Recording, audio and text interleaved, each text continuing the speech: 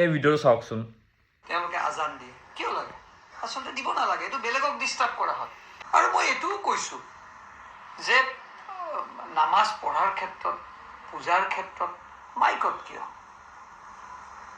মাইকত আচলতে নালাগে না, 5 বাৰ মাইকেদি নামাজৰ মই ধৰ্মটোক মই তাচ্ছিল্য কৰা নাই। মই আজি আপোনাক এইটো ক'ব নাযাওঁ যে আপুনি আজান বন্ধ কৰাৰ কথা কিয় ক'ব, কিন্তু মোৰ আজি ইমানেই লাজ লাগিছে যে এজন MLA হৈ পেলাই আপুনি ইমান তললৈ নামি গৈছে যে আপুনি হিন্দু মুছলিমৰ মাজত মানে বেয়া ভাৱ আনিবৰ কাৰণে আপুনি নিউজত আহি পেলাই আপুনি এনেকুৱা কথাবোৰ কৈছে।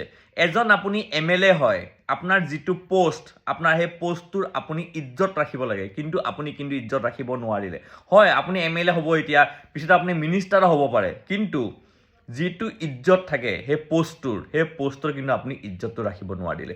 আমাৰ অসমৰ ৰাইজে কি ভাবে, মই ভুল হ'ব পাৰোঁ, কিন্তু আমাৰ অসমৰ ৰাইজে কি ভাবে প্লিজ আপোনালোকে কমেণ্ট কৰি জনাব। জয় আই অসম।